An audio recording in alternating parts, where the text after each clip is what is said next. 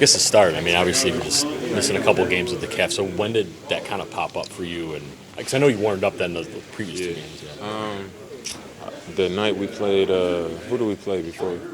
Yeah, the night we played Detroit, I came in the locker room. I felt it like right before halftime in the Detroit game. I stretched it out at the scores table, and obviously once you already playing, your adrenaline pumping, they don't tighten up as quick. So I got through the second half of the game. I came back in the locker room and I got in the cold tub knowing we was going to hit the road. And when I got out the cold tub, I felt it like tightening up even more. And, once my body cooled off and, we get to the airport and I sit down, it was real tight. I could feel it like a pretty deep tightness. And last season I had a couple calf strains, so I didn't, just from that experience, I didn't want it to linger. I didn't want to put myself on the sideline longer trying to, play through something that I could feel already. So, we took a proactive approach, and I sat there back-to-back, and then it felt much better the day we played Orlando, but I didn't feel like I should go out there and risk it, putting myself in that position. So I sat that game, and it gave me a couple more days of treatment and, moving around and stuff. And it felt way better today. So. Well, speaking of today, did you feel like you were able, like full capacity, if you will, or was there still, just knowing that you've dealt with it in the past? I mean, no, I felt pretty good. If I didn't feel good enough to play, I wouldn't have played. But I think anytime you miss time, especially when you are already kind of behind to begin with, it's going to have some sort of effect. But given the circumstances, I felt pretty good. Is it a case where the test is going to be tomorrow morning, or do you feel pretty fine now? No, I feel fine. I think it felt good throughout the game, and even right now, like I don't feel no tightness or nothing like that. So I'm pretty sure I'll be straight. What did you think of your team's performance tonight, especially with limiting them on their second chance point opportunities? I thought we did a lot of things better than we have been to start the season. A lot of teams, like you said, been beating us up on the glass. We've been giving up threes. We've pretty much been giving up everything. Every level of our defense, we haven't been able to be consistent. And I thought tonight we set the tone to start the game. We were putting bodies on guys. We were getting the ball off the rim instead of taking it out the net every possession. So we was able to have better offense to start. And I just thought our energy and our focus was much better. And I think it showed throughout the game. Will that help with your consistency? I think when your mind is right, you're able to be consistent. You got to be able to move on to the next play and focus, and that'll allow you to sustain that type of performance. And I think tonight, obviously they had some runs and we had some bad stretches like you have in every game, but I think we were more consistent tonight than we have been because, our mind was in the right place. Just what are you seeing from Andre and Marjan, especially now with Jay out for the foreseeable future? Tonight they came in, they took advantage of the opportunity.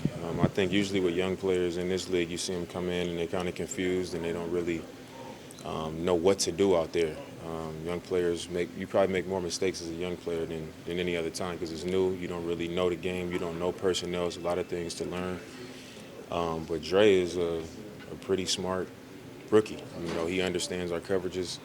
A lot of times when he's on the floor, he's having a positive impact on the game. He understands what he's out there to do, and I think that's really impressive for a rookie. So him and the champ, the size, the length that they both have on the perimeter and what they can do on both ends of the floor is really good for our team, especially when they can come out there and play like they played tonight. Chris, I know this is your first stint with him. Yeah. Number 5 all time here in scoring, 5th in your draft class also. He's right behind Harrison. What does that kind of say about a guy who was a second-round pick and traded after that first year, spent most of that year in the G League to ascend to that level, kind of have that kind of status in a franchise? I think it says a lot about who he is and how much love he has for the game. Anytime you get picked in the second round, you're already up against it. You got to go out there, you got to make a team, you got to prove it. You're probably not going to get an opportunity right away, like you said, being in the G League, being traded that early. So when you get moved on, when you get moved by the team that picks you that early and you come into a new team, you gotta earn your stay. So for him to not only come in and be up against it like that, but to win that early battle and to become the player that he's become and have that type of accomplishment is special. How are you guys approaching this part of the season, maybe even the whole regular season? I mean, there are teams that have it rolling now, but they're not facing some of the challenges that you guys are.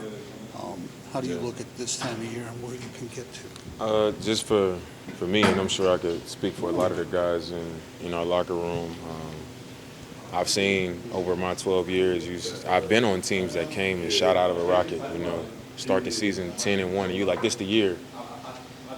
And adversity hits for everybody at some point in the season. So you can never get too high, you can never get too low, because you never know when that moment is going to come. It's going to be teams and it's going to be individuals that in the beginning of the season it looks one way, and when you get to game 40, people are going to forget about how this looked right now. It's going to be about who can sustain it, who can be the best version of themselves over the course of a long season. It's a really long season, so we just got to stay the course. And I think right now, 2 games above 500, we've had some tough ones. We've pulled out some close ones, and I think we've gained a lot of experience early on as a new group while we're learning each other. But you want to be able to win in these types of experiences. A lot of times, and once again, I've been on teams where it's like, man, we got to do this better, we got to do that better, but we looking up and we 3-7, or 2-8. So just the fact that we've been able to come out on top and stay together and win some games and learn through wins, I think that's a positive. But it's a long season. You can't listen too much to what everybody else is doing and how it's looking, because this is our 10th game. So we got to do 10 more games 8 times. So it's a long season. That's the best thing I could tell you. You can't get caught up in what happens in 10 games. Thanks.